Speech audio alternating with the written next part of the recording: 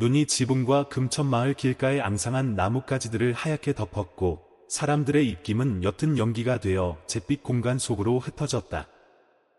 새벽녘 희미한 가로등 불빛 아래 익숙한 호떡 좌판 위로 눈송이가 조용히 내려앉았다. 김이 서린 검은 안경 너머로 흐릿한 눈을 한 신혜자 할머니는 지팡이를 한 손에 짚고 다른 한 손으로는 깡마른 어깨 위에서 삐걱이는 무거운 지게를 붙든 채 느릿느릿 발걸음을 옮겼다. 할머니는 빛바랜 낡은 속옷을 입고 추위에 갈라진 고무신을 신고 있었다. 드문드문 희끗한 머리카락은 헤어진 짙은 갈색 펄모자 아래 간신히 가려져 있었다. 내딛는 걸음마다 새로 쌓인 눈 위에 작은 흔적을 남겼는데 마치 이 차가운 세상에 할머니가 남기는 소리 없는 자취 같았다. 오늘 아침 금천시장은 여느 때처럼 시끄럽고 분주했다. 상인들의 활기찬 호객 소리는 연탄 화덕에 달그락거리는 소리, 뜨거운 붕어빵 틀에서 나는 지글거리는 소리, 그리고 떡볶이의 향긋한 냄새와 뒤섞여 차가운 안개 속으로 퍼져나갔다. 그 북적이는 풍경 속에서 혜자 할머니는 바구니 안쪽에 깐 천 위에 놓인 작은 채반에 노릇노릇하고 향긋한 호떡을 차분히 진열했다. 시장 한쪽 구석에서 박미숙 할머니는 몸을 구부려 채소를 정리하다가 이따금 고개를 들어 혜자 할머니의 호떡 좌판 쪽을 힐끗 쳐다보았다. 그녀의 목소리는 메마르게 울려 퍼졌다. 이 날씨에 호떡 팔러 시장에 기어 나오다니. 다들 먹고 살자고 하는 짓이겠지. 하지만 몇몇 사람이 멈춰 서서 호떡을 사 가는 것을 볼 때 그녀의 눈빛은 경멸감과 약간의 질투를 감추지 못했다. 그때 와장창 하는 소리가 울리며 주위의 시선이 한쪽으로 쏠렸다. 12세 살쯤 되어 보이는 남노한 차림의 소년이 당황하며 자루에서 쏟아진 깡통들을 허둥지둥 줍고 있었다. 소년의 머리는 헝클어져 있었고 헐렁한 외투의 팔꿈치 부분은 크게 찢어져 있었으며 발에는 밑창이 거의 다 닳아 없어진 삼선 슬리퍼를 신고 있었다. 아! 이 꼬마 노마! 또 내 채소 망가뜨릴 셈이냐? 한 상인이 잔뜩 짜증이 난 목소리로 크게 소리쳤다. 제가 일부러 그런 게 아니에요. 그냥 깡통만 주우려고. 소녀는 추위와 두려움에 떨며 기어들어가는 목소리로 중얼거렸다. 소년의 눈은 겁에 질려 있었고 군중 속으로 사라져 버리고 싶은 듯 고개를 푹 숙였다. 호떡 바구니 쪽에서 혜자 할머니가 무언가 느낀 듯 고개를 살짝 기울였다. 할머니는 조용히 채반에 손을 뻗어 마지막 남은 호떡 하나를 집었다. 그리고 느리지만 단호한 걸음으로 소년에게 다가갔다. 울지 마라, 얘야. 할머니의 목소리는 눈보라를 뚫는 따스한 바람처럼 부드러웠다. 이거 먹으렴. 천천히 먹어야 한다. 체하지 않게. 소녀는 고개를 들었다. 할머니 손에 들린 향긋한 호떡을 믿을 수 없다는 듯한 눈빛과 감동이 뒤섞인 표정으로 바라보았다. 짧은 침묵이 흘렀다. 마침내 소녀는 주저하며 호떡을 받아 들고는 나지막이 말했다. 감사합니다, 할머니. 하지만 저는 돈이 없어요. 괜찮다. 이건 파는 게 아니야. 널 위해 남겨둔 거란다. 할머니는 미소 지으며 소년의 머리를 부드럽게 쓰다듬었다. 소년은 보도블록 가장자리에 주저앉아 마치 보물이라도 되는 듯 호떡을 두 손으로 들었다. 불과 몇 초 후 소년은 개걸스럽게 먹기 시작했고 눈에는 감사의 빛이 반짝였다. 다 먹고 나자 소년은 일어나서 허리를 깊이 숙였다. 할머니, 저 다시 올게요. 제가 할머니를 도울게요. 혜자 할머니는 아무 말 없이 가만히 고개를 끄덕였다. 바람은 여전히 차가웠고 눈은 흩날렸지만 할머니의 마음속에는 작은 불꽃 하나가 피어오르는 듯했다. 다음 날 아침 할머니가 평소처럼 채반에 호떡을 진열하고 있을 때 골목 어귀에서 익숙한 목소리가 들려왔다. 할머니, 저 왔어요. 오늘은 제가 물 길어다 드릴게요. 우진 할머니가 나중에 알게 된 이름이었다. 은 약속대로 돌아왔다. 어깨에는 낡은 천 가방을 메고 있었고 머리는 여전히 헝클어져 있었지만 눈빛은 어제와 달리 더 밝고 무언가 다른 결의에 차 있었다. 그날 이후로 소녀는 매일 아침 나타나 조용히 일했다. 우물에서 물을 길어오고 좌판을 닦고 채소를 정리하고 쓰레기를 치웠다. 할머니는 시키지도 명령하지도 않았다. 하지만 소녀는 스스로 했다. 마치 이 세상에서 버티기 위해 할 일이 있다는 것만으로도 충분하다는 듯이. 우진이 웃을 때마다 할머니는 가슴속에서 무언가 뭉클한 것이 치밀어 오르는 것을 느꼈다. 그 밝은 눈빛, 그 마른 몸집. 잃어버린 아들, 나미와 꼭 닮았다. 나미는 할머니의 자랑이었고 착하고 예에 바르며 공부를 좋아했다. 하지만 운명의 어느 날 오후, 거센 한강 물이 아들을 영원히 휩쓸어 가버렸다. 그날 이후 할머니는 마음의 문을 닫고 그저 반죽하고 호떡을 굽고 팔고 집으로 돌아오는 삶을 살았다.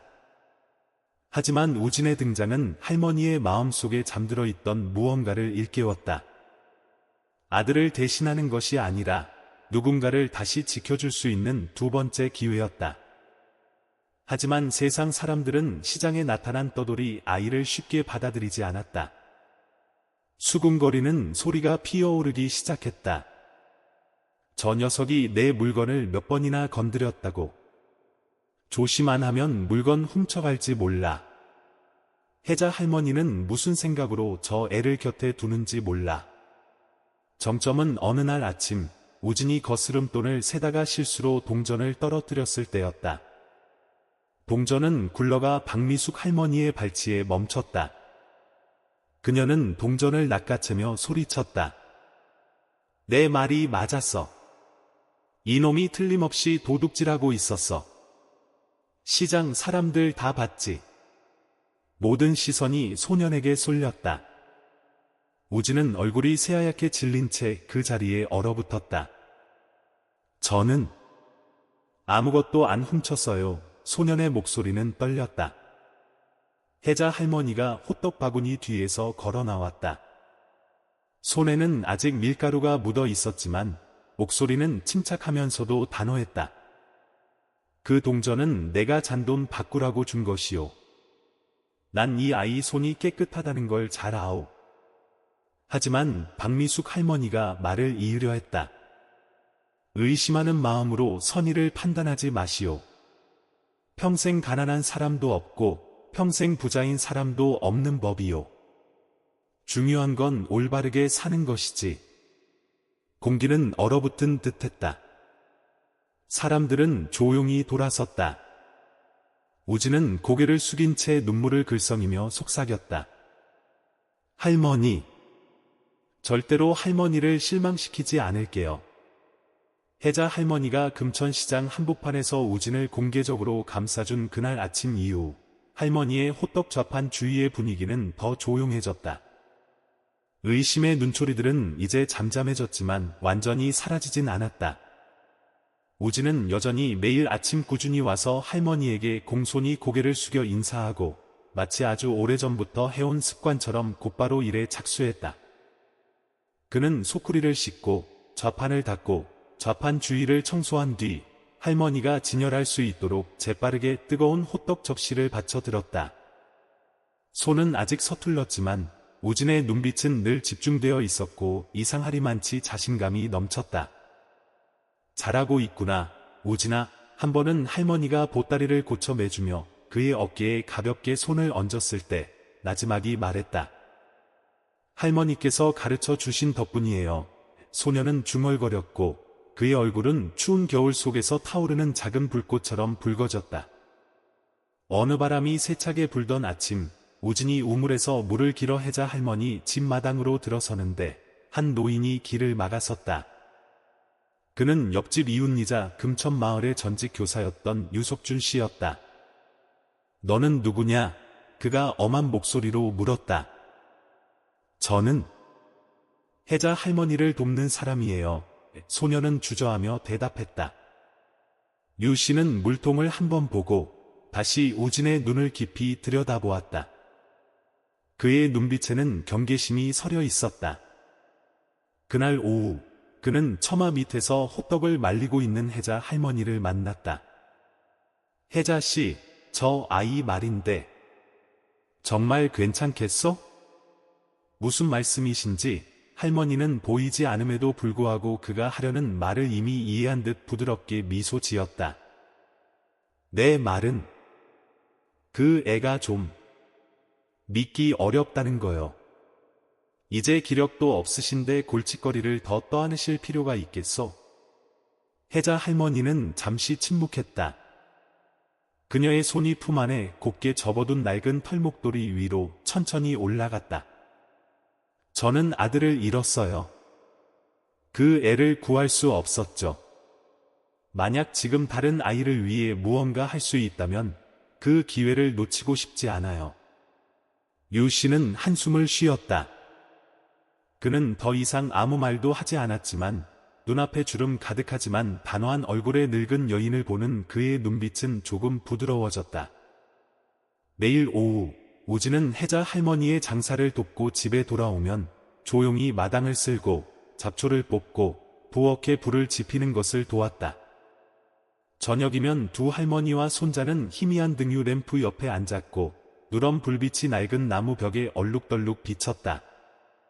어느 날 밤 할머니가 다음 날 아침 호떡에 쓸 녹두를 거르고 있을 때 우진은 옆에 앉아 생각에 잠긴 눈빛을 하고 있었다. 이윽고 그는 조용히 입을 열었다. 할머니, 가족 있으세요? 할머니는 손을 멈췄다가 부드럽게 고개를 끄덕였다. 가족이 있었지. 남편은 일찍 세상을 떴고 아들은 그의 홍수에 휩쓸려 갔단다. 한강변에서. 난 여기에 혼자 남았지.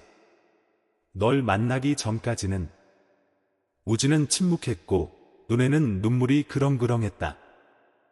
그는 바람이 스치는 소리처럼 작게 말했다.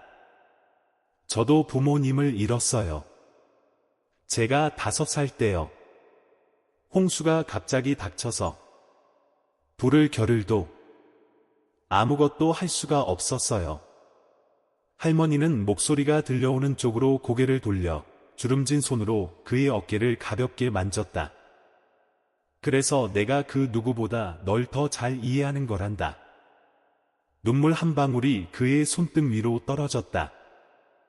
하지만 이번에는 차갑지 않고 위로처럼 따뜻했다. 하지만 인생은 약한 자들을 그리 쉽게 내버려 두지 않았다.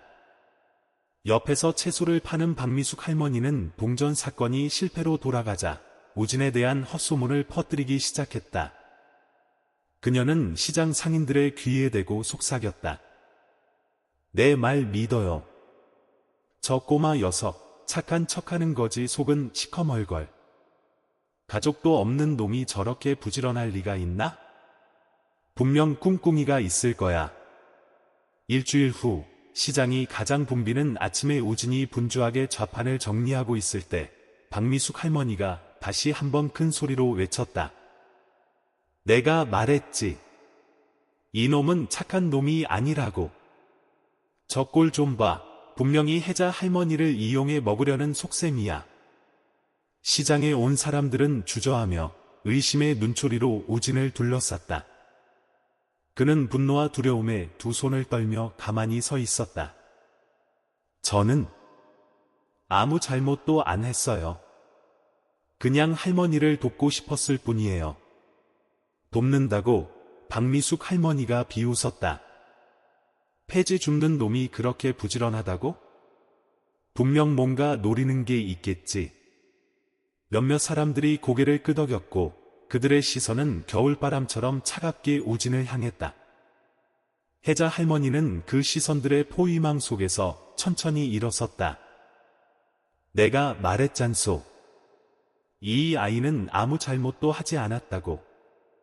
그날 동전은 내가 바꾸라고 시킨 것이고 오늘도 마찬가지요.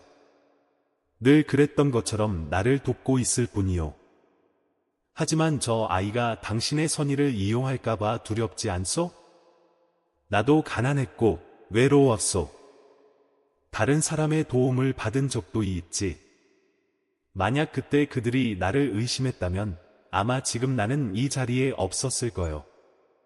할머니는 우진의 어깨에 손을 얹었다. 목소리는 평온했지만 폭풍우를 막는 방패 같았다. 사람으로 살면서 자기의 좁은 속으로 남을 평가하지 않는 게 최선이요. 평생 가난한 사람도 없고 평생 부자인 사람도 없는 법, 중요한 건 도리에 맞게 사는 것이지. 시장은 갑자기 조용해졌다. 아무도 더 이상 말을 하지 않았다. 박미숙 할머니는 입술을 깨물고 여전히 무언가 중얼거리며 등을 돌려 가버렸다. 우진은 혜자 할머니를 바라보았다. 눈에는 눈물이 가득했다. 할머니, 감사합니다. 절대로 잊지 않을게요. 할머니는 그저 미소 지으며 그의 헝클어진 머리를 진짜 어머니처럼 부드럽게 쓰다듬었다. 그 순간부터 차가운 흰 눈 속에서 무언가가 조용히 싹텄다. 모든 사람의 신뢰가 아니었다.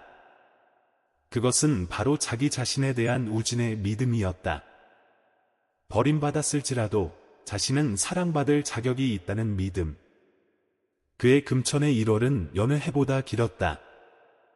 부슬부슬 내리는 비는 차가운 안개를 몰고 와 시장에서 혜자 할머니의 집으로 이어지는 붉은 흙길을 온통 뒤덮었다. 그럼에도 불구하고 낡은 기와 지붕 아래 작은 집 안에는 매일 따스하게 타오르는 것이 있었다. 바로 부엌의 불꽃과 피 한 방울 섞이지 않은 두 할머니와 손자 사이의 조용한 웃음소리였다. 시장에서의 험담이 잦아든 후 우진은 할머니의 집에 더 오래 머물렀다. 아침에는 할머니를 도와 호떡을 준비하고 물을 깃고 부엌에 불을 지피고 채반을 진열했다. 오후에 돌아와서는 울타리를 고치고 밭에 잡초를 뽑고 지난 계절 우박에 깨진 기와 조각들을 치웠다. 혜자 할머니는 종종 그를 내 손주 라는 다정한 이름으로 불렀다. 그럴 때마다 우진의 심장은 낯설면서도 부드러운 감정 속에 가라앉았다. 그것은 그가 평생 처음으로 손주라 불린 순간이었다. 호적 때문이 아니라 누군가가 진심으로 핏줄처럼 여겨주었기 때문에. 어느 날 저녁 부엌에 불이 막 꺼졌을 때 우진은 노란 등유 램프 불빛 아래 조용히 앉아 있었다. 그는 낡은 신문지 조각에 펜을 들고 서툴게 무언가를 쓰고 있었다. 잉크는 번졌고 글씨는 삐뚤삐뚤했지만 그의 눈빛은 떠돌이 아이에게서는 보기 드문 진지함으로 불타고 있었다. 무얼 하고 있니? 부엌 한쪽에서 할머니의 목소리가 들려왔다.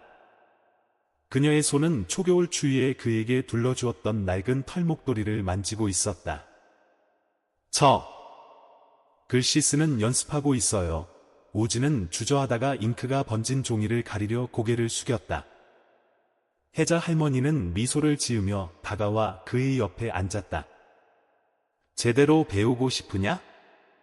그는 놀라 고개를 들었다. 하지만 저는 학교에 다녀본 적이 없어요. 아무것도 모르는데 제가 배울 수 있을까요? 그럼 내가 원하기만 한다면. 할머니는 그의 손을 부드럽게 잡았다. 유 선생님께 부탁해 보마. 그분은 까다롭지만 좋은 분이시다. 우진은 잠시 말이 없다가 조용히 고개를 끄덕였다. 그의 눈에 희미하지만 분명한 희망의 빛이 반짝였다. 다음 날 혜자 할머니는 직접 유석준 씨의 집 문을 두드렸다. 백발의 키 크고 마른 그 남자는 문을 열고 차가운 바람 속에 서 있는 오랜 친구를 눈을 가늘게 뜨고 바라보았다. 무슨 일이시오, 혜자 씨? 부탁할 일이 있어서 왔소. 며칠 후 우진은 유 씨의 나무집에 앉아 있었다. 그의 앞에는 낡은 나무 책상과 뭉툭한 연필 몇 자루, 그리고 얇은 공책 한 권이 놓여 있었다. 유 씨는 팔짱을 낀 채 뒤에 서서 엄격한 표정으로 그를 바라보았다. 이런 글씨를 누가 읽겠느냐? 똑바로 쓰도록 해라. 그의 목소리는 소년을 짓누르는 자격지심에 채찍질을 가하는 것 같다. 우진의 손이 떨리며 연필이 나무 바닥으로 떨어졌다. 그는 서둘러 연필을 주었고 소매에는 잉크가 번졌다. 그는 입술을 꽉 깨물고 울음을 참으려 애썼다. 죄송합니다. 더 노력할게요. 유 씨는 연필을 꽉 쥔 작은 손을 보더니 눈빛이 살짝 부드러워졌다. 다시 해보거라. 이번에는 천천히 쓰도록. 그렇게 새로운 여정이 시작되었다. 내일 오후, 우진은 글자를 배우러 갔다. 그는 기본적인 획을 쓰고 또 썼고, 철자를 익히고, 봉시를 읽는 연습을 했다. 비바람이 부는 날도, 서리가 짙게 내린 날도 있었지만, 그는 단 한 번도 수업을 빠지지 않았다. 저녁에 혜자 할머니의 작은 부엌으로 돌아오면, 우진은 등유램프 불빛 아래 선생님이 가르쳐준 글자들을 꼼꼼히 베껴 썼다. 잉크가 종이에 번지고 손가락에는 굳은 살이 박였지만 그의 눈빛은 결심으로 불타올랐다.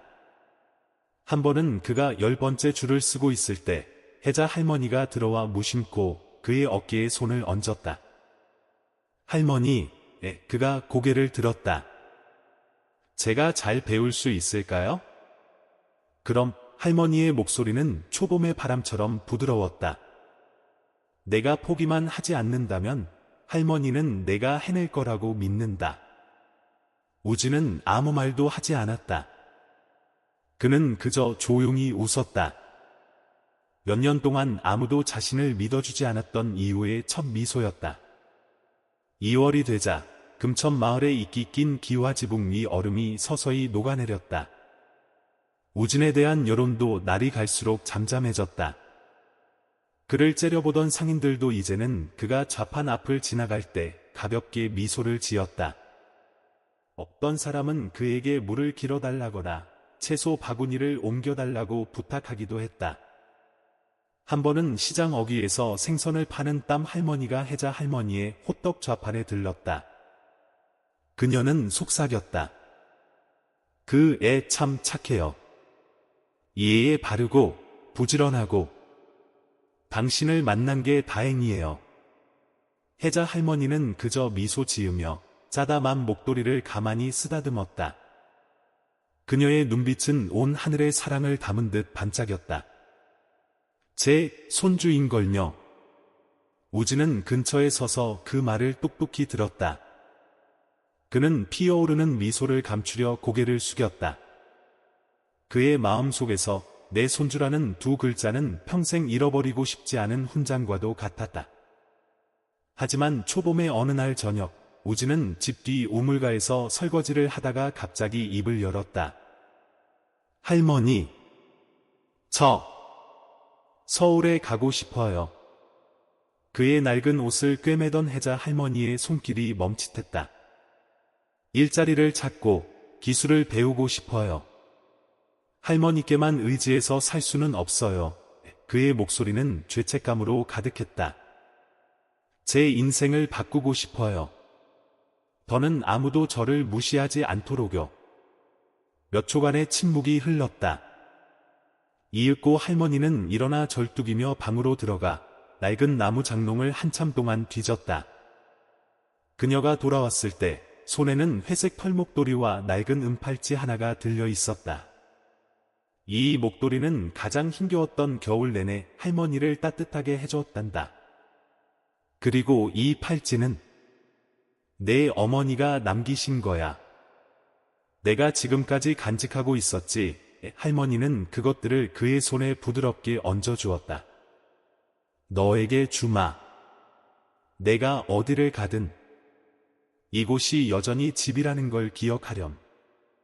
우진은 두 물건을 가슴에 꼭 껴안았다. 그는 눈시울을 붉히며 고개를 끄덕였다. 약속할게요. 꼭 돌아올게요. 무언가 이뤄내서. 할머니가 자랑스러워 하시도록요. 금천 마을에서의 마지막 날들은 늦봄의 맑은 물방울처럼 흘러갔다. 춥고 축축한 부슬비는 더 이상 내리지 않았고 대신 부드러운 햇살이 마을 어귀의 대나무 숲에 내려앉아 매일 아침 처마 밑에 있는 혜자 할머니의 낡은 호떡 수레가 은은한 황금빛을 발하는 듯했다. 우진은 떠나기 전 마지막 일주일 동안 마을에 미처 끝내지 못한 일들을 하며 보냈다. 그는 집 뒤에 채소밭을 정성껏 돌보고 다 해진 땔감 창고에 지붕을 깁고 오래되어 페인트가 벗겨진 낡은 나무 문을 다시 칠했다. 한때 그를 경계했던 이웃들도 이제는 먼저 인사를 건네기 시작했다. 땀 할머니는 그의 손에 작은 떡봉지를 쥐어주었다. 내가 기술 배우러 가는 길에 주는 선물이다. 유 선생님은 더 엄격하게 말했다. 내가 한 말을 기억해라. 무엇을 하든 내 뿌리가 어디에 있는지 잊지 말 거라. 그는 그저 고개를 깊이 숙일 뿐이었다. 가슴 속에서는 벅찬 감동이 차올랐다. 마을을 떠나기 전 마지막 밤, 우진은 혜자 할머니와 함께 집 현관에 앉았다. 초봄의 바람이 문틈으로 불어와 젖은 흙과 들꽃의 은은한 향기를 실어 날랐다. 혜자 할머니가 나지막이 말했다. 우진아, 할머니는 남은 생을 침묵 속에서 살 거라고 생각했단다. 그런데 내가 왔어. 마치 예기치 않은 봄처럼. 우진은 침묵했다. 그는 멀리 산 너머로 해가 지고 있는 들판을 바라보았다. 그러다 그는 할머니를 돌아보았다. 처음 글자를 배웠을 때처럼 눈이 반짝였다. 할머니, 저는 언젠가 호떡 가게를 열고 싶어요. 아주 작은 가게라도 괜찮아요. 할머니가 만든 호떡 맛이 나는 가게라면요. 할머니는 작게 웃었고 늙은 얼굴의 주름이 부채살처럼 모아졌다. 그렇다면 가거라, 내 손주야. 명심하렴, 마음을 맑게 지켜야 한다. 남들이 너보다 뛰어나고 더 부유하더라도 선한 마음만은 잃어버려선 안 된단다. 할머니는 일어나 집으로 들어가더니 천 가방을 들고 나왔다. 이 안에는 방금 만든 호떡이랑 볶은 쌀, 그리고 할머니는 잠시 말을 멈췄다. 서울에 사는 옛 지인의 집 주소가 적힌 종이가 있단다. 혹시 모르지? 내게 필요할지도. 다음 날 아침, 날씨는 쌀쌀했다. 금천마을은 아직 옅은 새벽 안개에 덮여 있었다. 우진은 빛바랜 천 가방을 어깨에 맸다. 그 안에는 낡은 옷 몇 벌과 회색 펄목도리, 그리고 은팔찌가 들어 있었다.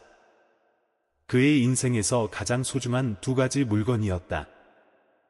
혜자 할머니는 마을 가의 작은 버스 정류장까지 그를 배웅했다. 버스가 아직 오지 않아 두 사람은 잎이 다 떨어진 은행나무 아래에서 기다렸다. 아무도 말을 하지 않았다. 고요한 공간 속에서 바람 소리와 오가는 사람들의 발소리만이 울려 퍼졌다. 멀리서 엔진 소리가 들려오자 우진은 일어섰다. 그는 할머니 앞에서 허리를 깊이 숙였다. 할머니, 저 갈게요. 혜자 할머니는 그를 붙잡으려는 듯 떨리는 손을 들었다가 이내 내리고는 부드럽게 미소 지었다. 잘 가거라. 몸 조심하고. 그가 버스에 올라 마지막으로 뒤돌아보았을 때 할머니는 여전히 그곳에 서 있었다. 안개의 바다 속에 작게 서 있는 모습으로 낡은 목도리를 꽉 쥔 채 눈은 깜빡이지도 않고 그를 향해 있었다. 새로 모내기한 논을 스쳐가는 흔들리는 버스 안에서 우진은 창가에 바싹 붙어 앉았다. 그는 주소가 적힌 작은 종이를 꽉 쥐었다. 주머니 속 은팔찌가 글자 연습 공책에 가볍게 부딪히는 것이 마치 조용한 속삭임 같았다. 모든 시작은 빈손이지만 마음만 있다면 길은 열릴 것이다. 멀리 언덕 너머로 서울이 서서히 모습을 드러냈다. 완전히 다른 세계처럼 보였다. 넓고 분주하고 도전으로 가득한 곳이었다. 우진은 눈을 감았다. 머릿속에 한 이미지가 떠올랐다. 혜자 할머니의 깡마르지만 따뜻했던 손, 흐릿하지만 믿음으로 가득 찼던 눈, 그리고 마음속에 울리는 부드러운 목소리. 어디를 가든 괜찮다. 사람답게만 살면 된다. 그는 스스로에게 하는 약속처럼 속삭였다.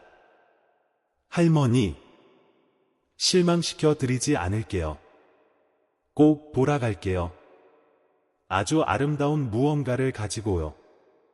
서울은 흐리고 차가운 아침으로 우진을 맞았다. 인파로 가득한 보도 위에서 깡마른 소녀는 사람과 차량의 바다 한가운데서 외롭게 서 있었다. 고층 빌딩들은 잿빛 하늘을 찢을듯 솟아 있었고 쉴 새 없이 울리는 경적 소리는 이것이 평화로운 금천이 아니라 냉정하고 가혹하며 약한 자에게는 자리를 내주지 않는 다른 세계라는 사실을 그의 얼굴에 대고 밀어붙이는 듯했다.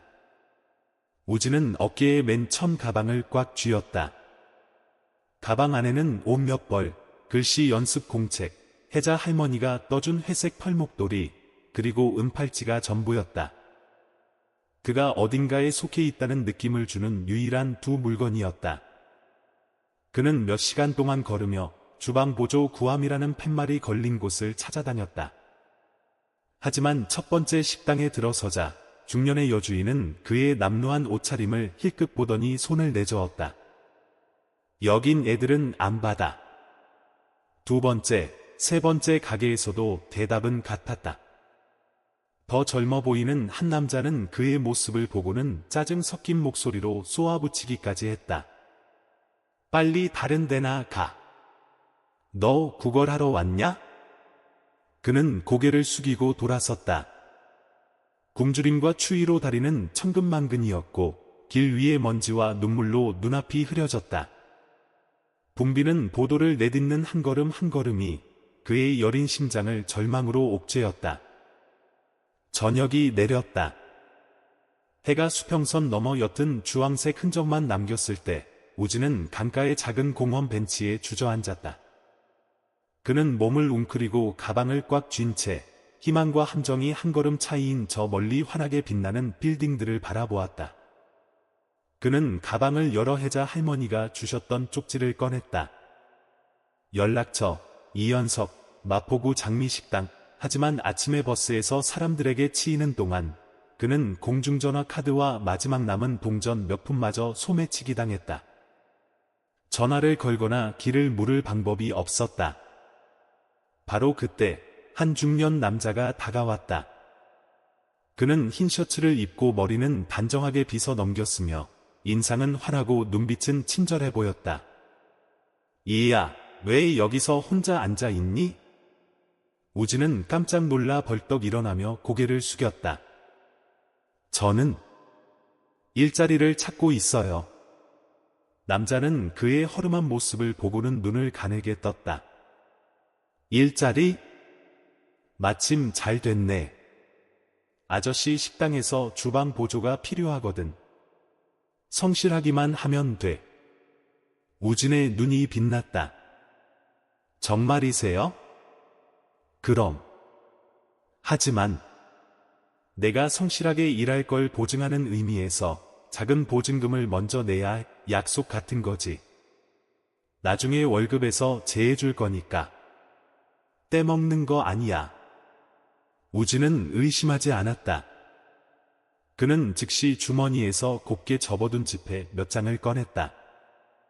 혜자 할머니가 노잣돈으로 주신 얼마 안 되는 돈이었다. 이게 제가 가진 전부예요. 남자는 돈을 받으며 고개를 끄덕였다. 좋아. 오늘 밤 8시에 이 주소로 오렴. 그는 우진의 손에 쪽지를 쥐어주고는 마치 존재하지 않았던 사람처럼 인파 속으로 재빨리 사라졌다. 시계가 저녁 8시를 가리켰을 때 우진은 쪽지에 적힌 주소에 도착했다. 그곳은 문이 잠기고 불이 꺼진 폐가일 뿐이었다. 그는 8시부터 10시까지 그리고 11시까지 기다렸지만 아무도 오지 않았다. 마침내 그는 깨달았다. 사기를 당한 것이다. 꿈의 시작점이라고 믿었던 도시에서 속절없이 밤하늘은 살을 애는 듯 추웠다. 그는 조용히 예전 공원으로 돌아가 벤치 옆에 웅크리고 가방을 껴안았다. 뱃속은 텅 비었고 손발은 얼음장처럼 차가웠다. 하지만 마음속의 고통은 그보다 더 차가웠다. 그는 도시의 하늘을 올려다보았다. 광활했지만 별 하나 보이지 않았다. 할머니, 제가 잘못했어요. 저는 이곳에서 살아남을 만큼 똑똑하지 못해요. 다음 날 아침, 우진이 공중화장실 수도가에서 세수를 하고 있을 때 등 뒤에서 남자의 목소리가 들려왔다. 예, 공원에서 잤냐? 그는 깜짝 놀라 돌아봤다. 40대쯤 되어 보이는 다부진 체격의 단순한 회색 티셔츠를 입은 남자가 의심과 연민이 섞인 눈으로 그를 보고 있었다. 저는 사기를 당해서 돈을 다 잃었어요. 우진은 떨리는 목소리로 중얼거렸다. 남자는 잠시 침묵하더니 혀를 찼다. 이름이 뭐냐? 우진입니다. 정우진이요. 남자는 순간 흠칫했다. 우진, 너 금천에서 왔니? 네. 저를 키워주신 할머니는 신혜자 할머니세요. 호떡을 파시는. 남자의 눈이 동그래졌다. 신혜자 할머니? 세상에. 그분이 내 목숨을 구해주셨어. 내가 접시 닦는 꼬마였을 때 끓는 물에 데일 뻔한 걸 할머니가 직접 붕대를 감아주고 몇 달 동안 밥을 해주셨지. 할머니가 아니었다면 지금 내 작은 식당도 없었을 거야. 우진은 눈을 동그랗게 떴다. 아저씨는? 그럼 내가 이현석이다. 장미식당 주인. 내 할머니가 어려우면 연락하라던 그 사람. 그는 망연자실했다. 주머니 속 쪽지가 마치 운명처럼 제 주인을 찾아온 것 같다. 그 순간 현석의 눈빛은 완전히 달라졌다. 엄격하면서도 진심이 담겨 있었다. 그래. 신혜자 할머니가 널 믿었다면 나도 믿어주마. 하지만 내가 그 믿음에 걸맞은 아이라는 걸 증명해야 한다. 우진은 허리를 깊이 숙였다.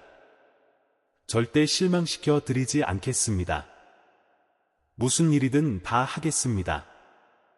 그날 바로 우진은 현석 아저씨를 따라 마포구의 한 골목 깊숙이 자리한 장미식당으로 갔다. 가게는 크지 않았지만 깨끗하고 아늑했다. 김치찌개와 생선구이, 파전 냄새가 모락모락 피어올라 그의 배를 계속해서 요동치게 만들었다. 첫 번째 일? 주방 보조, 설거지, 채소 다듬기, 바닥 청소, 쓰레기 수거. 불평 한마디 없었다. 점심시간도 없었다. 지각은 허용되지 않았다. 하지만 우진은 결코 물러서지 않았다. 그의 눈에 이곳은 연이은 실패 끝에 마주한 첫 번째 문이었다. 그리고 그 문 뒤에는 혜자 할머니의 믿음이 있었다. 현석 아저씨의 장미식당에서 일한 첫날은 우진에게 진정한 시험대였다. 그는 해가 뜨기도 전에 일어나 테이블을 닦고 감자를 깎고 채소를 씻고 전날 저녁부터 쌓인 기름진 그릇 더미를 낑낑대며 닦았다. 그의 작은 손은 계속 찬물에 다 퉁퉁 붓고 피부가 벗겨졌다. 하지만 그는 결코 불평하지 않았다. 피곤해서 멈추고 싶을 때마다 그는 혜자 할머니의 흐릿한 눈을, 할머니가 주신 털목도리를, 그리고 착하게 살다 돌아오너라 는 가슴 깊이 새겨진 말을 떠올렸다. 그날 저녁 식당 정리가 끝났을 때 우진은 주방으로 불려갔다. 현석 아저씨는 곱게 접힌 지폐 몇 장을 테이블 위에 놓았다. 이게 내 첫 일당이다. 많지는 않지만 내가 받을 자격이 있는 목이야. 그는 깜짝 놀랐다. 자신의 인생에서 처음으로 돈을 벌었다는 사실이 믿기지 않는 듯 눈을 크게 떴다. 감사합니다. 그는 허리를 깊이 숙였고 손으로 돈을 꽉 쥐었다.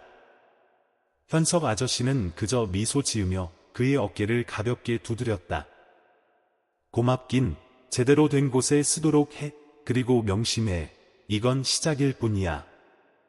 그날 밤 우진은 현석 아저씨가 마련해준 작은 새방으로 돌아갔다. 얇은 요와 낡은 이불이 전부인 낮은 다락방이었지만 벤치에서 잠자던 그에게는 천국과 같았다. 그는 불을 켜고 창가에 놓인 작은 나무 책상에 앉아 글씨 연습 공책을 펴고 금천 마을로 보내는 편지를 쓰기 시작했다. 할머니, 저는 잘 지내요. 일은 좀 힘들지만 많은 것을 배우고 있어요. 이건 제가 처음으로 번 돈 조금 보내드리는 거예요. 제 걱정 너무 많이 하지 마세요. 할머니, 건강 꼭 챙기세요. 저는 꼭 돌아갈게요. 그는 편지를 접어 일주일 동안 일하고 받은 얼마 안 되는 돈과 함께 봉투에 넣었다. 우체국에서 줄을 서 있을 때 우진은 손에 쥔 봉투를 꽉 쥐었다. 그의 눈은 환하게 빛나고 있었다. 마치 돈과 편지뿐만 아니라 생애 첫 믿음까지 함께 보내는 것 같다. 다음 날 저녁, 우진이 주방 바닥을 닦고 있을 때 현석 아저씨가 그를 불렀다. 앉아라. 오늘 아저씨가 너한테 해줄 얘기가 있다. 그는 재빨리 손을 씻고 맞은편에 앉았다. 테이블 위에는 따뜻한 물 2잔과 호떡 몇 조각이 담긴 나무 접시가 놓여 있었다. 현석 아저씨는 호떡을 뚫어지게 바라보며 낮은 목소리로 말했다. 20년 전 나도 너와 다를 바 없는 꼬마였어. 고아에 집도 없이 서울 바닥을 떠돌며 폐지를 주워 먹고 살았지. 한 번은 거리에서 굶주림에 쓰러졌는데 지나가는 사람들은 모두 피하더구나. 눈먼 호떡 장수 할머니 한 분만 빼고. 그분이 날 업고 가서 먹여주고 자기 좌판에서 일하게 해주셨어. 그냥 목숨만 구해준 게 아니야. 사람답게 사는 법을 가르쳐 주셨지. 우진은 목이 메었다. 그분이 혜자 할머니세요? 그래. 그때는 지금보다 훨씬 젊으셨지. 하지만 그 마음만은 변함이 없으셨어. 현석 아저씨는 물을 한 모금 마시고는 우진의 눈을 깊이 들여다보았다. 내가 신혜자 할머니가 돌봐준 아이라는 걸 알았을 때 더 이상 의심하지 않았다. 넌 모를 수도 있지만 그분은 많은 사람을 구하셨어. 나뿐만 아니라 다른 가난한 사람들, 떠돌이 아이들도. 그때 홍수에서 할머니가 구해준 부부가 있었어. 갓난아기를 안고 있었는데 하마터면 물에 휩쓸릴 뻔했지. 우진은 숨을 멈췄다. 심장이 쿵쾅거렸다. 그 부부는 누구세요? 이름은 잘 몰라. 하지만 한강 하류 쪽에 살았다고 했어. 그의 금천에 홍수가 났었거든. 내가 똑똑히 기억하는 건 그날 이후 할머니가 돌아와서 몇 주 동안 말이 없으셨다는 거야. 우진은 감히 더 묻지 못했다. 그는 두 손을 무릎 위에 얹고 현재와 과거 사이에 보이지 않는 허공 속으로 가라앉는 듯한 눈빛으로 조용히 앉아 있었다. 그는 마을을 떠나던 날 혜자 할머니가 자신의 손에 쥐어준 은팔찌와 이 팔찌는 내 어머니가 남기신 거란다 라고 속삭이던 목소리를 떠올렸다. 설마 할머니가 자신의 부모님을 구해주신 걸까? 그래서 할머니가 자신을 거두고 온 마음을 다해 지켜주신 걸까? 그날 밤 우진은 잠을 이루지 못했다. 그는 창가에 앉아 마치 그 옛날 혜자 할머니 집의 작은 부엌 불빛처럼 낮은 지붕들 위로 비치는 노란 가로등 불빛을 바라보았다. 머릿속에서는 기억의 조각들이 하나씩 맞춰지는 듯했다. 확실한 답은 없었지만 그의 마음은 이미 알고 있었다. 자신은 할머니에게 단순한 감사 이상의 빚을 졌다는 것을. 그리고 그 사실은 그의 결심을 더욱 굳건하게 만들었다. 며칠 후 현석 아저씨가 갑자기 그에게 전단지 한 장을 건넸다. 지뢰 재단 빈곤 청소년을 위한 무료 직업 훈련 교실 개설. 마포 커뮤니티 센터에서 등록. 인원 제한 있음. 내가 기술을 제대로 배울 기회다. 더 멀리 나아가고 싶다면 도전해봐라. 우진은 전단지를 읽고 또 읽었다. 그의 손이 떨렸다. 하지만 저는 직업 훈련을 받아본 적이 없어요. 제가 할 수 있을까요? 내가 아직 너 자신을 믿고 있다면 그걸로 충분하다. 그날 밤 우진은 공책과 연필을 꺼냈다. 그는 다시 앉아 첫 장에 한 문장을 적었다. 저는 해낼 겁니다. 다른 누구도 아닌 저 자신을 위해서, 혜자 할머니를 위해서, 제가 받았던 모든 좋은 것들을 위해서. 어느 겨울 아침 차가운 바람이 무료 제빵 수업이 열리는 마포 커뮤니티 센터의 유리창을 세차게 파고들었다. 우진은 해진 낡은 속옷을 걸치고 찢어진 배낭을 한쪽 어깨에 비스듬히 맨 채 낯선 사람들 사이에서 빛나는 눈빛으로 천천히 교실에 들어섰다. 그의 앞에는 오븐, 계란 반죽기, 밀가루, 그리고 그가 한 번도 만져본 적 없는 온갖 도구들이 완벽하게 갖춰진 모의 주방이 있었다. 다른 수강생들은 대부분 나이가 더 많고 경험이 있어 보이는 청년들이었는데 우진을 의심스러운 눈초리로 쳐다보았다. 시골뜨기에 몸집도 작고 설거지로 인해 갈라진 상처투성이 손을 한 그가 버텨낼 수 있을 거라고 아무도 생각하지 않았다. 하지만 그는 신경 쓰지 않았다. 우진은 교실 구석으로 걸어가 필기 노트를 꺼내고 깊은 숨을 한번 들이쉬었다. 수업은 가장 간단한 메뉴인 구운 우유빵으로 시작되었다.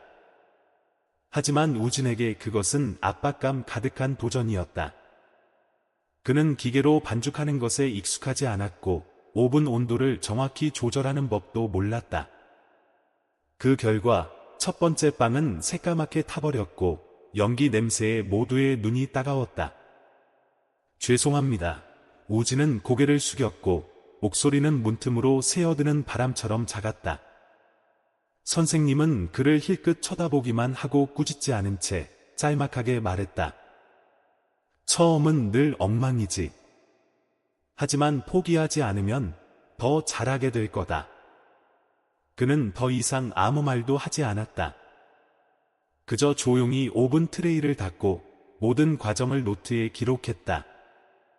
그날 밤 차가운 새빵으로 돌아온 우진은 공책을 꺼내 빵 굽는 과정을 다시 그려보고 삐뚤빼뚤하지만 정성스러운 글씨로 주의사항 하나하나를 적었다.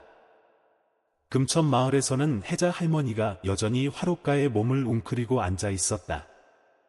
깡마른 손으로 방금 받은 편지에 서울의 냄새가 나고 아직 사람의 온기가 남아있는 종이 애를 들었다. 할머니는 천천히 편지를 펴고 떨리는 손가락으로 한 줄 한 줄 짚어 나갔다. 할머니, 저 제빵 배우기 시작했어요. 정말 어렵지만 포기하지 않을 거예요. 할머니가 가르쳐주신 단계 하나하나가 기억나요. 우리 집 부엌불, 아침마다 나던 호떡 냄새도요. 이건 제가 모은 돈 조금인데 땔감 더 사서 따뜻하게 지내세요. 편지 안에는 곱게 접힌 지폐 몇 장이 들어 있었다. 혜자 할머니는 그것들을 무릎 위에 올려놓고 소리 없이 눈물을 흘렸다. 바보 같은 녀석의 할머니는 중얼거렸다. 이 돈 몇 푼으로 겨울 내내 따뜻할 수 있을 거라고 생각하는 게냐? 그렇게 말하면서도 할머니는 손수건을 꺼내 눈가의 눈물을 살짝 닦아냈다. 마음속에는 걱정이 뒤섞인 따스함이 차올랐다. 할머니는 그 아이가 함정으로 가득한 도시에서 어떤 유혹에 부딪힐지 알 수 없었다. 그저 그 발걸음이 잘못된 길로 들지 않기만을 바랄 뿐이었다. 하지만 바로 다음 날 금천시장 마당에서 힘겹게 호떡 바구니를 들고 가던 할머니는 내려앉은 벽돌에 발이 걸리고 말았다. 호떡 바구니는 기울어져 쏟아졌고 보이지 않는 두 손은 미처 반응하지 못했다. 할머니는 차가운 타일 바닥에 넘어졌고 무릎에서는 피가 배어 나왔으며 호떡은 사방으로 흩어졌다. 시장에 온 사람들은 서둘러 피했다. 몇몇은 손가락질했다. 늙어서 장사는 무슨. 우진이 그 녀석 없으니까 할머니가 확 약해졌네. 오직 유 선생님 은퇴한 교사 많이 달려와 할머니를 부축해 의자에 앉혔다. 왜 집에서 쉬지 않으시오? 이렇게 추운 겨울에 누가 할머니더러 나오라고 했소? 혜자 할머니는 힘없이 미소 지었다. 내가 여기 나오지 않으면 누가 호떡 냄새를 기억하겠소? 하지만 이제 제대로 서 있지도 못하시잖소. 유 선생님은 한숨을 쉬며 떨리는 손으로 할머니의 무릎에 수건을 덮어주었다. 잠시 후 연탄 화롯가에서 몸을 녹이며 앉아 있을 때 유 선생님은 조용히 우진이가 보낸 편지들과 돈에 대해 이야기했다. 혜자 할머니는 대답하지 않고 그저 가만히 고개를 끄덕였다. 그 아이는 다른 아이들과 달라요. 그가 말했다. 가진 건 아무것도 없는데 편지의 글자 하나하나에서 선량함이 묻어나요. 할머니는 그 아이를 믿으시죠? 할머니는 미소 지었다. 눈은 보이지 않았지만 마음은 그 어느 때보다 명확했다. 믿어요. 저는 그 아이의 마음에 닿아본 적이 있으니까요. 서울에서 우진은 계속해서 배웠다. 첫 번째 빵은 새까맣게 탔고 두 번째 빵은 주저앉았지만 3주째가 되자 그는 능숙하게 반죽을 하고 온도를 정확하게 맞출 수 있게 되었다. 한때 그를 의심했던 사람들도 다른 눈빛으로 그를 보기 시작했다. 어느 날 수업이 끝난 후 선생님이 그를 따로 불렀다. 자네는 진짜 제빵사의 손을 가졌어. 하지만 기술만으로는 부족해. 자네가 뭘 원하는지 알아야지. 우진은 망설이지 않았다. 저는 빵집을 열고 싶어요. 크지 않아도 돼요. 옛날 호떡 좌판처럼 사람들이 집에 돌아온 것 같은 따뜻한 맛을 기억하게 해주고 싶어요. 선생님은 잠시 말을 잃었다. 이윽고 미소를 지었다. 그렇다면 그 첫 번째 빵을 제대로 만드는 것부터 시작하게. 일주일 후 우진은 다시 마을로 편지를 썼다. 할머니, 저 곧 직업 훈련반 졸업 시험을 봐요. 합격하면 마을로 돌아갈게요. 할머니의 호떡 수레를 고쳐서 작은 가게를 열고 싶어요. 저를 기다려주세요. 혜자 할머니는 편지를 읽고 답장하지 않았다. 그저 그가 남기고 간 낡은 털목도리를 다시 개어놓고 화롯가에 조용히 앉아 있었다. 타오르는 불꽃이 수많은 세월의 풍파가 새겨진 늙은 얼굴에 비쳤다. 아마도 몇 년 만에 처음으로 할머니는 자신에게 꿈꾸는 것을 허락했을 것이다. 그 호떡 수레가 다시 굴러가고 그 옛날의 작은 손이 자신을 대신해 기억을 짊어질 날을. 그리고 햇살 좋은 어느 날 아침 서울 남부 터미널에 한 모습이 나타났다. 여전히 낡은 외투 차림에 천 가방을 손에 들고 있었고 그의 다른 손에는 졸업시험에서 직접 만든 갈색빵 하나가 들려 있었다. 우진은 버스에서 내려 깊은 숨을 들이쉬었다. 금천의 흙냄새, 바람 냄새는 여전했다. 단지 그가 더 이상 그 옛날의 떠돌이 아이가 아니라는 점만 달랐다. 금천으로 들어서는 마을길 위로 3월의 바람이 길가의 잡초 사이를 부드럽게 스쳐 지나갔다. 우진은 천천히 걸었다. 뒤꿈치가 다른 천 신발이 젖은 흙바닥에 자국을 남겼다. 그는 낡은 기와지붕 집의 익숙한 모습을 보았다. 할머니가 매일 오후 기대서곤 했던 대나무 울타리가 있는 곳이었다. 집은 그대로였다. 여전히 살짝 기울어진 나무 문, 마당 구석에 놓인 연탄 화로, 그리고 마른 감나무 아래 먼지를 뒤집어 쓴 채 조용히 서 있는 낡은 호떡 수레. 우진은 잠시 가만히 서 있었다. 이윽고 깊은 숨을 들이쉬고 마당으로 빠르게 걸어 들어가 가방을 내려놓고 외쳤다. 할머니, 저 왔어요. 침묵. 마른 나뭇가지 사이를 스치는 바람 소리뿐이었다. 그는 집 안으로 들어갔고 발밑에서 나무 바닥이 삐걱거렸다. 할머니는 안방에 계시지 않았다. 순간 우진의 심장이 덜컥 내려앉았다. 만약 할머니가 더 이상 안 계신다면 어떡하지 하는 두려움이 밀려왔다. 그는 더 크게 외치며 할머니가 늘 불을 지피던 부엌 뒤편으로 달려갔다. 할머니! 창고 문 쪽에서 지팡이를 짚는 느릿한 소리가 들려왔다. 그리고 혜자 할머니가 나타났다. 벽을 더듬으며 느리지만 단단한 걸음으로. 누구냐? 저예요. 우진이요. 할머니는 멈칫했다. 눈은 멀었지만 두 손이 가늘게 떨렸다. 우진이, 정말이냐? 그는 달려가 할머니의 손을 잡고 무릎을 꿇었다. 저예요, 할머니. 저 시험에 합격했어요. 약속대로 돌아왔어요. 할머니는 손을 들어 그의 뺨을 만지고 얼굴선을 하나하나 더듬었다. 얼굴이 더 말랐구나. 하지만 손은 단단해졌어. 그래, 너로구나. 우진의 눈에서 눈물이 주르륵 흘러내렸다. 저 호떡술에 고쳐서 할머니 이름으로 빵집 열려고 돌아왔어요. 이제 할머니는 시장에 나가지 않으셔도 돼요. 혜자 할머니는 툇마루에 앉았다. 저녁 햇살이 주름 가득한 늙은 얼굴에 부드럽게 비쳤다. 정말 다 컸구나. 하지만 할머니는 아직도 그 옛날의 떠돌이 아이를 기억한단다. 배고프고 추위에 떨면서도 호떡 하나에 다시 와서 돕겠다고 떨며 말하던 아이를. 두 사람은 함께 조용히 앉아 있었다. 할머니는 손을 들어 낡은 털목도리를 가져와 그의 목에 둘러주었다. 이게 예전처럼 따뜻하진 않겠지. 하지만 할머니에게는 모든 것을 잃었던 두 사람을 이어주는 끈이란다. 우진은 할머니의 손을 잡았다. 눈빛은 단호했다. 걱정 마세요. 제가 그 끈을 끊어지지 않게 할게요. 며칠 후 우진이 낡은 호떡 수레를 청소하기 시작하자 온 마을이 놀랐다. 녹슬고 바퀴는 찌그러지고 화덕은 깨져 있었다. 하지만 그는 개의치 않았다.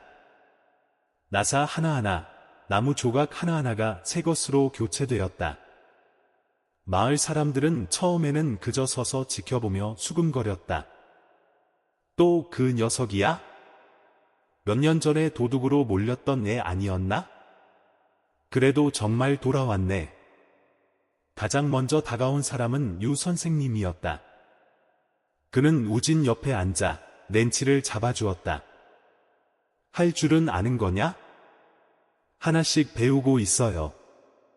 하지만 사랑으로 배우는 건 금방 기억하게 되더라고요. 유 선생님은 작게 웃었다. 몇 년 만에 처음으로 젊은이의 눈에서 그렇게 선명한 빛을 보았다. 그리고 새 호떡 수레가 탄생했다. 여전히 옛 모습, 여전히 둥근 화덕이었지만 깨끗하고 튼튼했다. 수레 지붕 위에 우진은 나무 간판 하나를 걸었다. 글씨가 새겨져 있었다. 할머니의 빛, 혜자 호떡. 개업 첫날, 그는 호떡 10개만 만들었다. 모두 무료로 나누어 주었다. 이것은 옛날 어느 할머니가 가난한 손주에게 주셨던 선물입니다. 오늘 제가 다시 모든 분께 드립니다. 우진은 시장 한가운데서 또렷한 목소리로 말했다. 한때 그를 도둑으로 몰았던 박미숙 할머니가 사람들 사이에 서서 주저하며 앞으로 나아왔다. 우진은 그녀의 손에 직접 뜨거운 호떡 하나를 쥐어주었다. 할머니를 원망하지 않아요. 할머니 덕분에 제가 인내하는 법을 배웠으니까요. 미숙은 호떡을 들고 고개를 숙였다. 미안하다. 그 옛날의 아이가 내가 알던 그 누구보다도 훌륭한 사람이 되었구나. 우진의 이야기는 널리 퍼졌다. 상인들은 돈을 모아 옛날 혜자 할머니가 넘어졌던 마을길을 고치는 것을 도왔다. 울퉁불퉁했던 벽돌은 평평하게 포장되었고 가로등도 다시 설치되었다. 저와 할머니가 겪었던 것처럼 누구도 고생하지 않았으면 좋겠어요. 우진은 마을 회의에서 말했다. 소식은 서울까지 퍼졌다. 현석 씨는 재료 한 상자를 보내왔고 편지가 동봉되어 있었다. 내가 약속했던 것처럼 빵을 만들거라. 그리고 기억해, 내가 필요하면 언제든 도울 준비가 되어 있다. 그날 밤 우진은 할머니에게 편지를 썼다. 할머니가 바로 집 안에 계셨음에도. 할머니, 저는 빛이 높은 곳에 있는 게 아니라고 생각해요. 빛은 호떡 하나, 따뜻한 말 한마디에서 시작될 수 있어요. 그리고 할머니는 저에게 그걸 처음 가르쳐 주신 분이에요. 내일 저는 작은 기금을 만들 허락을 구하려고 해요. 이름은 빛의 기금이에요. 저처럼 배고팠던 아이들과 할머니처럼 외로운 어르신들을 돕기 위해서요. 저를 믿어주셔서 감사합니다. 혜자 할머니는 손으로 편지를 읽었다. 글자 하나하나가 도들새김되어 있었다. 할머니는 미소 지으며 나무 상자 안에서 은팔찌에 그가 서울로 가져갔던 것 애를 꺼내 그가 잠든 사이 조용히 그의 옷 주머니에 다시 넣어주었다. 이건 내 곁에 있어야 한다. 이제는 내 자신이 바로 불을 밝히는 사람이니까. 어느 맑은 아침 햇살이 금천마을에 희미하게 내리쬐며 붉은 기와 지붕과 개울가의 버드나무 가지를 황금빛으로 물들였다. 마을 회관 앞마당에는 평소보다 더 많은 사람들이 모여 있었다. 장이 선 것이 아니라 낡았지만 새로 수리된 호떡 수레와 함께 빈터 한가운데에 서 있는 한 젊은이의 말을 듣기 위해서였다. 우진은 똑바로 서서 나무 팻말을 품에 안고 한때 낯설었지만 이제는 익숙해진 얼굴들을 향해 눈을 돌렸다. 그의 목소리는 마이크 없이도 선명하게 울려 퍼졌다. 마치 떠돌이 생활과 쌓인 감사함에서 짜낸 듯한 목소리였다. 오늘 저는 빛의 기금의 시작을 선포하고자 합니다. 작은 기금이지만 저희 큰 꿈입니다. 마을 사람들은 서로를 보며 웅성거렸다. 한 할머니가 물었다. 무슨 기금이냐? 이 기금은 호떡을 판 돈에 여러분의 후원을 더해서 마을의 가난한 아이들이 학교에 다닐 수 있도록 돕고 홀로 계신 어르신들이 아플 때 보살핌을 받을 수 있도록 사용될 겁니다. 우진은 현재 모인 저축액과 단계별 계획이 명확히 적힌 계획서 한 장을 들어 올렸다. 그는 말을 이었다. 시작은 마을 동쪽 길의 혜자 할머니께서 넘어지셨던 곳 애를 수리하는 것부터입니다. 다음은 유빈인의 두 아이의 학비를 지원하는 것입니다. 그리고 매달 홀로 사시는 어르신들께 무료로 호떡을 드릴 겁니다. 침묵이 감돌았다. 그리고 하나둘 고개를 끄덕이기 시작했다. 트럭 기사 아저씨가 가장 먼저 고개를 끄덕였다. 나한테는 트럭이 있으니 자재는 무료로 실어다 주지. 채소 가게 아주머니가 앞으로 나섰다. 나는 10만 원 보탤게. 많지는 않지만 진심이야. 옛날 우진을 경멸했던 한 남자가 고개를 숙였다. 내가 정말 해냈구나. 내가 미안했다. 필요하면 나도 너랑 같이 호떡을 만들겠다. 마당은 갑자기 박수 소리로 터져 나왔다. 박미숙 할머니는 뒤편에 조용히 서서 눈물을 글썽였다. 그녀는 아무 말 없이 다가와 우진의 손에 낡은 나무 상자 하나를 쥐어주었다. 그 안에는 남편의 사진과 두툼한 봉투가 들어 있었다. 내 퇴직금이다. 좋은 일에 쓰거라. 옛날의 잘못을 갚는 셈치고. 그 후 며칠 동안 금천마을은 다시 살아나는 듯했다. 모래, 시멘트, 건축 자재를 실은 차들이 낡은 마을길로 분주하게 오갔다. 우진은 호떡만 만드는 것이 아니라 청년들과 함께 뒹굴며 직접 땅을 파고 콘크리트를 붓고 태양광 가로등을 설치했다. 허리가 굽은 유 선생님은 여전히 매일 오후에 나와 뜨거운 차가 담긴 주전자를 들고 한 사람 한 사람에게 나누어 주었다. 그는 웃으며 혜자 할머니에게 말했다. 보시오, 할머니가 믿었던 그 아이가 온 마을을 일으켜 세우고 있소. 혜자 할머니는 나무 의자에 앉아 멀리서 들려오는 아이들의 웃음소리 쪽으로 먼 눈을 향했다. 나는 믿기만 한 게 아니요. 확신했지. 그 아이는 배고파 울면서도 감사하다고 말했으니까. 그런 사람은 드물지. 어느 날 우진은 서울에서 예상치 못한 전화를 받았다.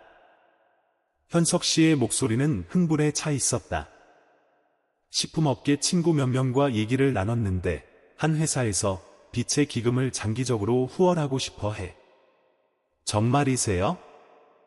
하지만 조건이 하나 있어. 매주 일요일마다 아이들에게 제빵 교실을 열어달라고 하더군. 우진은 웃음을 터뜨렸다. 그보다 더 좋은 일이 어디 있겠어요. 저도 무료로 배웠으니 이제 다시 가르치는 건 당연한 일이죠.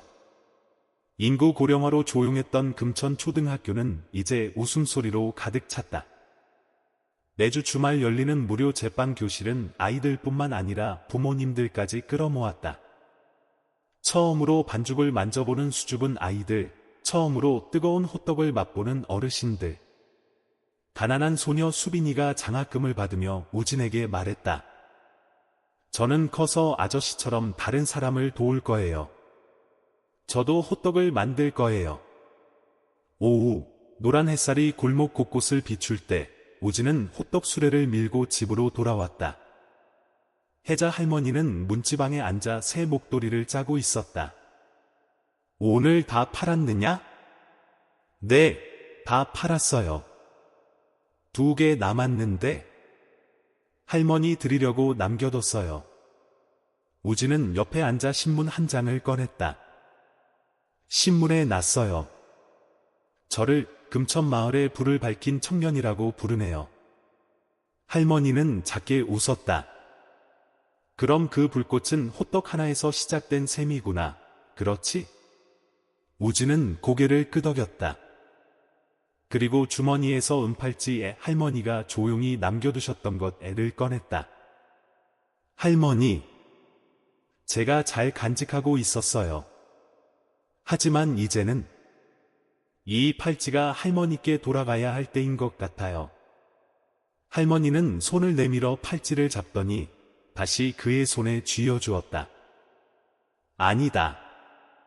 이제 그건 내 것이야. 내가 이 마을 전체의 빛이니까. 그리고 나의 빛이기도 하고. 그의 봄은 일찍 찾아왔다. 매화가 만발하거나 제비가 날아다녀서가 아니라 금천 마을 사람들의 마음이 따뜻해졌기 때문이었다. 한때 돌멩이로 울퉁불퉁했던 길은 이제 깨끗한 벽돌로 포장되었고 어린아이들의 발걸음이 경쾌하게 뛰어다니며 웃음소리가 산비탈까지 울려 퍼졌다. 우진의 호떡 수레는 더 이상 노점상이 아니었다.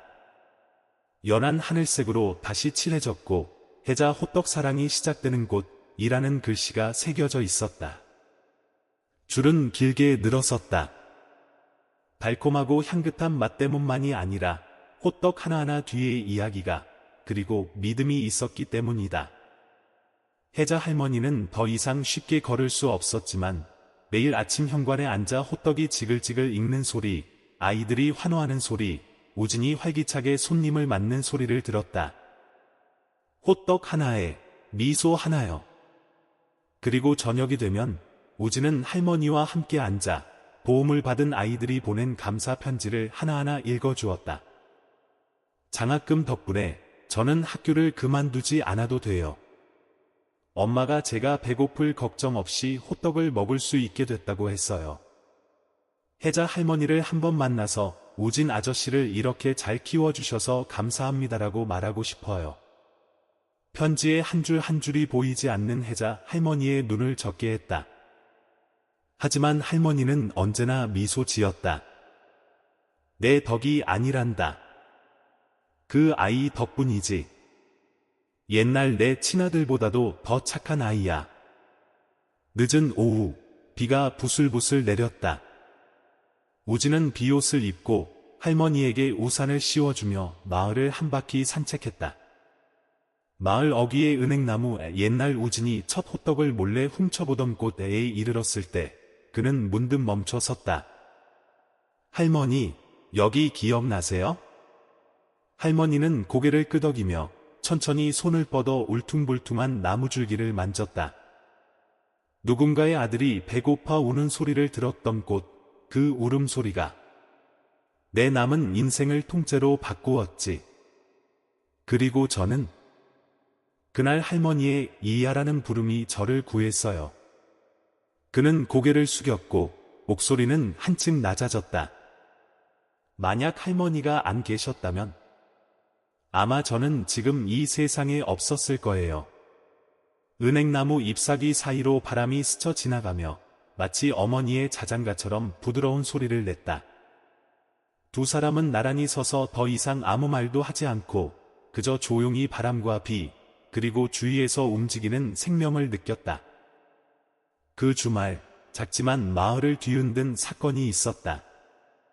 빛의 기금의 첫 번째 명판이 은행나무 그늘 아래 마을 입구에 세워진 것이다. 글씨는 섬세하게 새겨져 있었다. 빛의 기금 희망과 인애를 나누는 곳. 설립자 우진 앤드 신혜자 할머니. 적지 않은 마을 사람들이 명판에 손을 대보았다. 마치 오랜 어둠 끝에 진짜 빛에 닿는 것 같다. 그리고 한 사람 한 사람, 한 집 한 집이 힘을 모아 다음 사업들을 세워나갔다. 마을 회관 옆 작은 도서관, 이동식 의료약품함, 가난한 학생들을 위한 급식소. 한때 그저 계획이었던 곳들이 옛날 남루한 옷차림 때문에 쫓겨났던 한 소년의 부지런한 두 손 덕분에 현실이 되었다. 서울에서 현석 씨도 가만히 있지 않았다. 그는 자신의 식당에서 자선 디너를 열고 손님들에게 우진의 이야기를 나누었다. 손님 중 한 명의 한 대형마트 체인의 회장에 일어섰다. 저희가 3년 동안 호떡 프로젝트에 필요한 밀가루, 식용유, 설탕을 전액 지원하겠습니다. 모금액은 예상을 뛰어넘었다. 그리고 더 중요한 것은 감동의 물결이 소셜미디어로 확산되었다는 점이다. 해시태그 샵사인 금천비치기금은 일주일 내내 트렌드 순위 상단을 차지했다. 어느 날 우진은 소포 하나를 받았다. 안에는 손편지가 들어 있었다. 당신이 누군지는 모르지만 제 어머니를 위해 해주시는 모든 것에 감사합니다.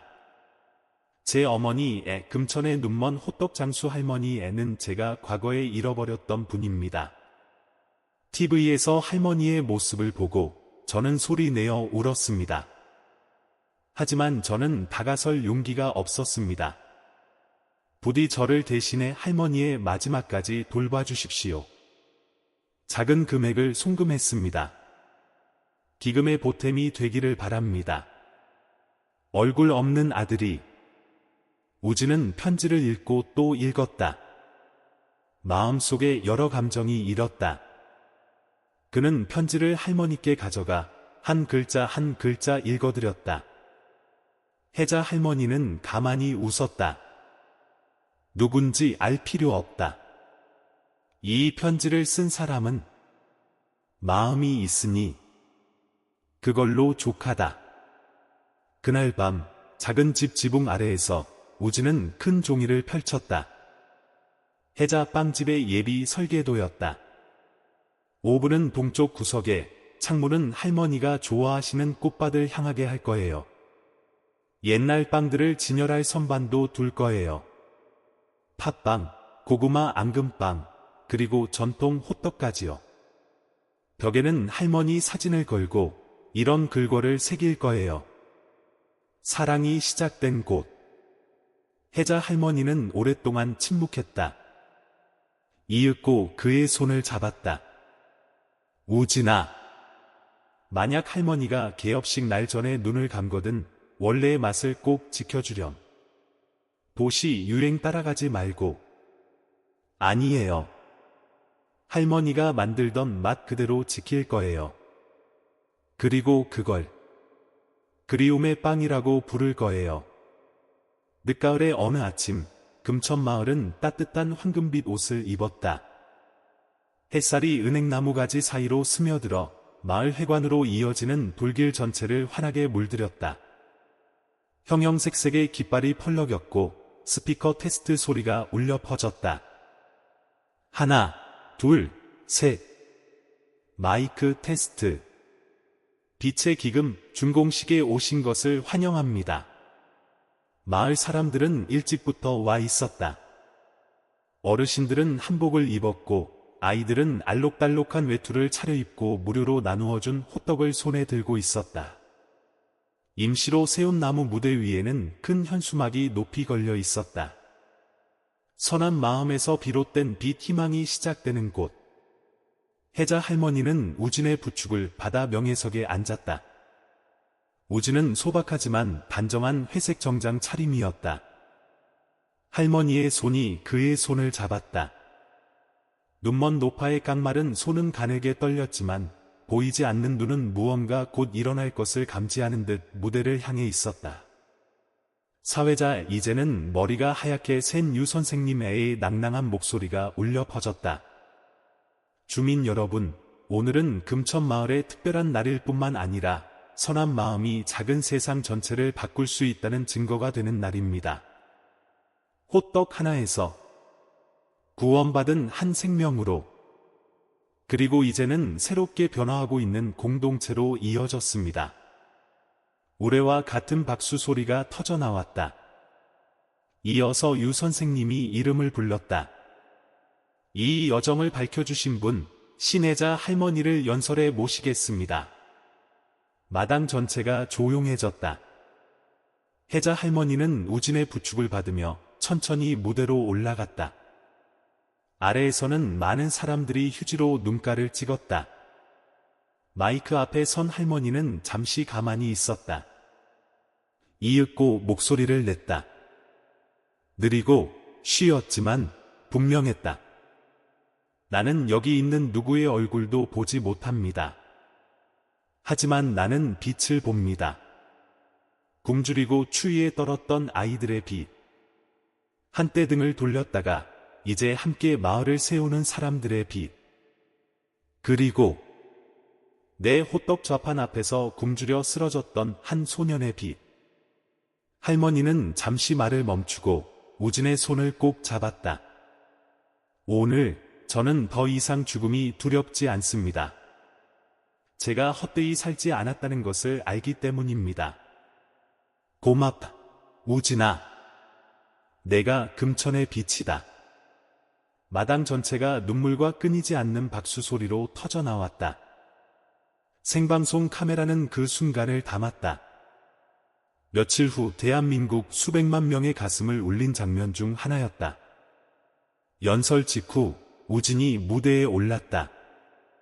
그는 혜자라는 이름이 새겨진 작은 나무 상자를 손에 들고 있었다. 오늘 저는 약속 하나 외에는 가진 것이 없습니다. 저는 할머니의 이름으로 빵집을 지어 옛맛을 보존하고 할머니께서 심으신 선한 마음을 전하겠다고 약속합니다. 그는 상자를 열어 옛날의 은팔찌를 꺼냈다. 이것은 할머니께서 제게 주셨던 물건입니다. 이제 할머니께 다시 드리고 싶습니다. 제가 잊어서가 아니라 제가 이제 다 컸기 때문입니다. 할머니께서 이걸 지니시며 당신이 마음으로 아들 하나를 낳으셨다는 증거로 삼으셨으면 합니다. 혜자 할머니가 손을 내밀었다. 우진은 할머니에게 팔찌를 채워주었다. 그 순간 바람은 멎었지만 마당 주위의 은행나무들은 축하의 속삭임처럼 살랑거렸다. 행사가 끝나는가 싶을 때 유 선생님이 갑자기 발표했다. 특별한 소식 하나를 전해드리겠습니다. 전국 각지의 후원자들로부터 빛의 기금에 모인 총 기부액이 현재 800억 원을 넘어섰습니다. 와! 하는 큰 탄성이 터져 나왔다. 많은 이들이 울음을 터뜨렸다. 우진은 고개 숙여 감사했고 혜자 할머니는 그저 그의 손을 꼭 잡을 뿐이었다. 마치 내가 사람을 제대로 믿었구나 라고 말하는 듯이. 그날 밤 금천 마을에서는 처음으로 연등 축제가 열렸다. 호떡 모양, 하트 모양, 그리고 꼭 잡은 두 손 모양의 등불들이 마을을 가로지르는 작은 개울 위로 띄워졌다. 우진과 혜자 할머니는 화롯가에 앉아 있었다. 할머니는 생강차를 음미하다가 손을 들어 차고 있는 은팔찌를 만졌다. 젊었을 땐 빛이라는 게 아주 먼 것이라고 생각했지. 이제는 알겠다. 빛은 사람이라는 걸 등을 돌리지 않고 버리지 않는 사람. 굶주림 속에서 낯선 아이 하나를 기꺼이 구해주는 사람. 우진은 가만히 미소 지으며 할머니의 손 위에 자신의 손을 얹었다. 그리고 저는 그 빛을 바로 할머니에게서 배웠습니다. 혜자 할머니는 그의 어깨에 머리를 기대며 나지막이 말했다.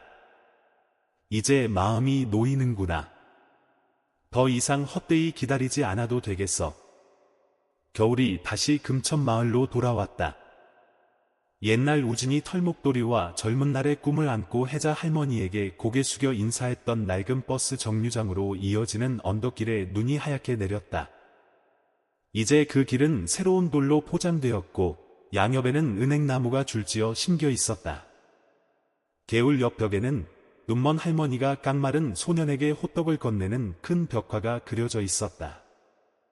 그림 아래에는 이런 글귀가 있었다. 서남은 호떡 하나에서 시작되었다. 눈이 막 그친 어느 고요한 아침, 우진은 혜자 빵집이라는 이름의 가게 문을 열었다. 나무로 조각된 간판이 처마 아래 조용히 걸려 있었고 그 아래에는 손이 하트를 감싸고 있는 둥근 호떡 모양의 로고가 있었다. 손님들은 일찍부터 줄을 서 있었다. 가게는 화려하지 않았다. 그저 낡은 기와집 한 칸이었지만 이상하리만치 따뜻했다. 진열대 위 뜨거운 빵 쟁반들 옆에는 혜자 할머니의 작은 액자가 놓여 있었다. 조용한 미소, 눈은 멀었지만 빛으로 가득한 얼굴이었다. 우진은 앞치마를 두르고 진열대 뒤에 서서 재빠른 손놀림으로 호떡을 구웠다. 한 여자아이가 진열대 앞에 서서 조용히 바라보고 있었다. 그가 몸을 숙였다. 아침 먹었니? 여자아이는 고개를 저었다. 우진은 호떡 하나를 집어 종이봉투에 넣어주었다. 자, 선물이다. 하지만 기억하렴. 착하게 살고 나중에 능력이 되면 돌아와서 다른 사람을 도와야 한다.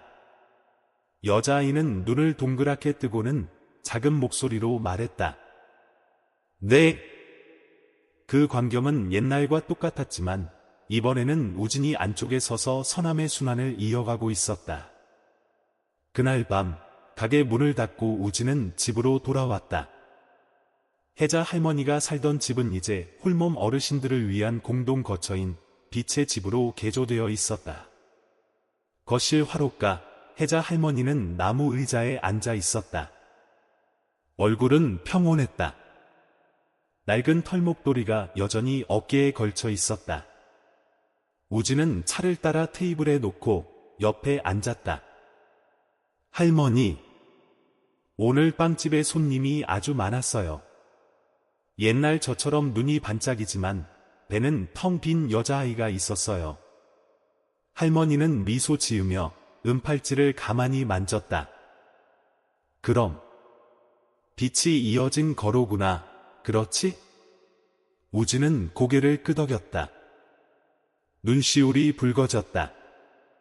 네, 할머니. 할머니의 빛은 절대 꺼지지 않을 거예요. 할머니는 더 이상 아무 말도 하지 않았다. 의자에 등을 기대고 우진의 손을 잡았다. 잠시 후 할머니는 여전히 미소 지은 채 잠이 들었다. 밖에서는 눈이 다시 내리기 시작했다. 1년 후 빛의 집은 커뮤니티 센터로 확장되었다. 혜자 할머니의 일주기 추모식에서 우진은 수백 명의 사람들 앞에 서서 낮지만 단단한 목소리로 말했다. 할머니는 재산을 남기지 않으셨습니다.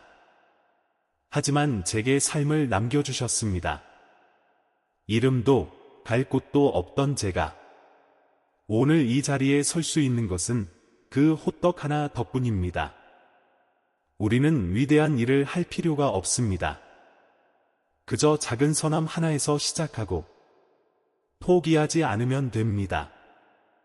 박수 소리가 바람 소리와 어우러졌다. 무대 위에서 빛의 기금에서 장학금을 받은 수백 명의 학생 중 한 명이 우진에게 새로운 은팔찌를 건넸다. 아이는 속삭였다. 저도 이 빛을 계속 이어가고 싶어요. 우진은 책상 앞에 앉았다. 책상 위에는 혜자 할머니의 사진과 나무 액자에 끼워진 털목도리, 그리고 할머니의 모든 빵 레시피가 적힌 수첩이 있었다. 삐뚤빼뚤 떨리는 글씨로 이렇게 적혀 있었다. 호떡은 부드러워야 하지만 만드는 사람의 마음은 단단해야 한다. 포기하지 말고 외면하지 마라. 그는 창문을 열었다. 밖에는 눈이 내리고 있었다. 그리고 노란 등불 아래 풍경 소리가 마치 옛날 할머니의 목소리처럼 맑게 울리며 여전히 당부하는 듯했다. 우진아, 잘 살고 있지? 우진은 미소 지으며 하늘을 올려다보았다. 네, 할머니. 할머니가 바라시던 대로 살고 있어요. 이야기의 마지막 순간까지 함께해 주셔서 감사합니다. 아마 우리 모두는 가장 힘든 순간에 누군가 내밀어준 손길을 한 번쯤 경험했을 것입니다. 그리고 오늘 당신이 그 사람을 기억하며 감사하고 있다면 당신 자신도 마음속에 불꽃 하나를 품고 있는 것입니다. 마치 우진이 혜자 할머니의 빛을 온 세상에 퍼뜨렸던 것처럼요. 만약 이 이야기가 당신의 마음에 와 닿았다면 좋아요 버튼을 누르고 채널을 구독해주세요. 저희가 이런 감동적인 이야기를 계속해서 들려드릴 수 있는 힘이 됩니다. 여러분의 구독 하나, 공유 하나가 저 밖에 누군가의 삶에 빛을 싣는 방법이 될 수 있습니다. 저희는 더 많은 이야기로 다시 돌아오겠습니다. 다음 영상에서 만나요.